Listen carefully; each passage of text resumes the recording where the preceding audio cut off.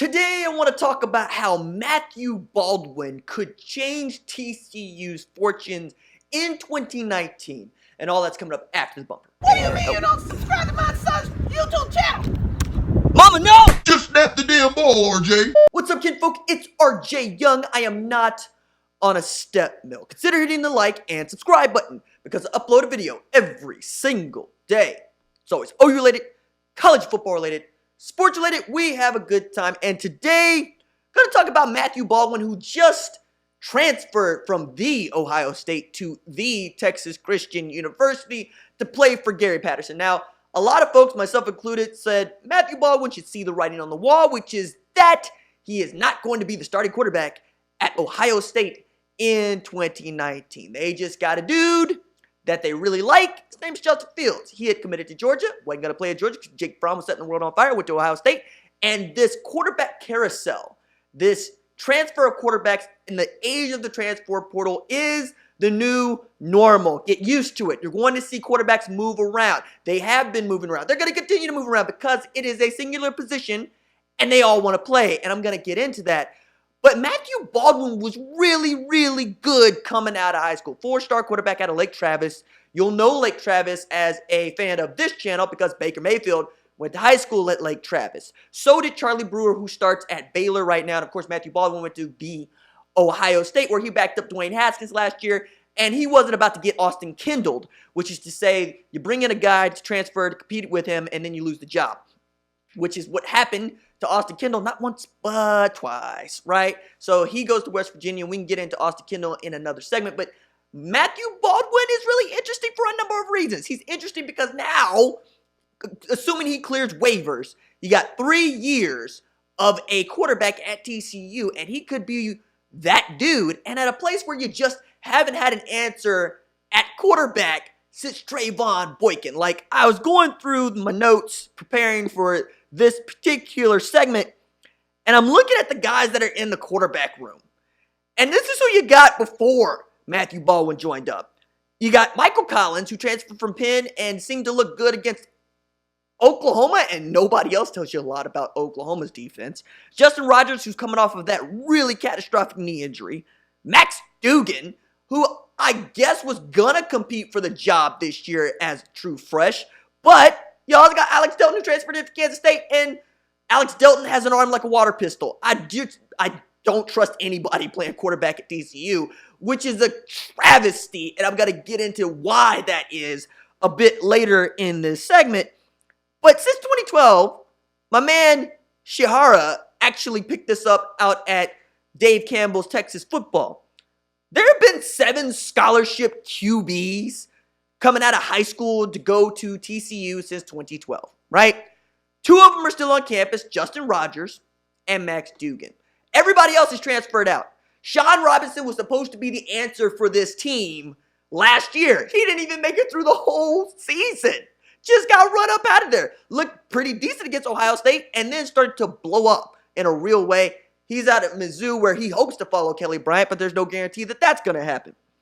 And you're looking at this, you say Sean Robinson and Grayson Milstein are the only 2 to start a game as guys coming into TCU and roll out of high school. And Milstein started out of sheer need. Nobody really trusted that dude to play quarterback at TCU. So I'm looking at that and I'm going, Matthew Baldwin could actually turn this team into a world beater because TCU's defense, that is Gary Patterson's defense, is still there. Look at the 2018 numbers, man. You'll see that they ranked 16th in defensive S&P+. They ranked 25th in total defense. They gave up just 23 points a game, all right? I mean, and in one of those, they got tore apart by Oklahoma, in which I love Gary Patterson's pressers because they're always just him being Gary Patterson. But he said, look, playing Kyler Murray is recess and it's full blast. Like, he called Kyler Murray basically winning the Heisman Trophy after he dismantled a really good TCU defense. People forget that, but you were reminded in April as LJ Collier came out of Mundy, Texas to be Seattle's first-round draft pick. That is to say, again, TCU managed to put a dude out in the first round. Texas, where you at? 5th round, 7th round. My goodness. So if you could ever get a quarterback to match the kind of efficiency that you have at TCU defensively, you're a problem. And Matthew Baldwin could be that guy for them because that dude absolutely can throw the ball around. Had like 44 touchdowns, like 4,000 yards passing as a senior in high school. And he was backing up Charlie Brewer. And that's why he didn't get a chance to job. It seems like TCU has the opposite problem that Oklahoma has. Now, they are not as good defensively as Oklahoma is offensively. But for their size and their stature, they're really, really good at being themselves. And this is also a defense that gave up less than 5 yards per play in a league that just torches everybody. Every offense, save Kansas and Kansas State last year, could absolutely put up points on you. And I'm continuing to look at this. And on average, TCU held people to under 200 yards passing per game in a league where people routinely throw for 400 yards a game. Like, that's ridiculous. You had some really great quarterbacks in this league last year. You're going to have really great quarterbacks in this league next year. And TCU continues to be that team defensively. Why? Because Gary Patterson knows exactly what he needs to succeed and recruit to his system. We're talking about LJ Collier, who had his offer pulled from Texas Tech out of West Texas Monday, ends up going to TCU and turns into a road beater in one season. This is not a dude for which everybody thought was going to have a breakout year. That was going to be Ben Banagoo. And all of a sudden, you got LJ Collier going in the first round?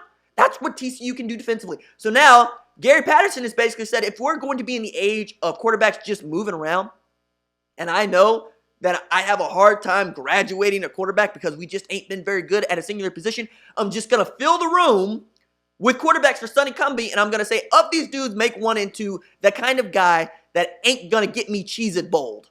All right? Make this into the kind of guy that can get me 300-yard passing games. They can get me 250-yard passing games and not throw any picks. Because they got assets. Jalen Reagor's pretty good on the outside. You have running backs. You got a decent offensive line. You can compete. Now, as far as the Big 12, it goes Oklahoma, it goes Texas, and then Iowa State is going to be in the running there. I still think Kansas State's going to be pretty good this year. Baylor's going to be aight. Kansas is going to try to move up, but not going to move up too much this year. TCU can make a bid. And if they can get close to beating up on Oklahoma, they're probably going to beat Texas, probably going to beat West Virginia, who ain't going to be very good. Probably beat up on Oklahoma State. You can see where I'm going, where I can see TCU going from what looked like another really bad season, maybe get to 7 wins, possibly, to where the ceiling becomes 9 to 10 if Matthew Baldwin gets the waiver, because I think he's just that good. And when you're playing this game of what quarterback could fill in right away and take a team from, say, 9 wins to 11 wins, or take a team from, say, 7 wins to 9 wins, Matthew Baldwin fits that for TCU. This was a really good get for Gary Patterson on the heels of being able to get Eli Williams out of Sapulpa locally in Oklahoma. Gary Patterson, make your moves, dog, because your TCU defense is going to stay your defense. Now, if you can get an offense that cannot be embarrassed by the defense, I think you'd be pretty good. All right, that is it for me. Doses.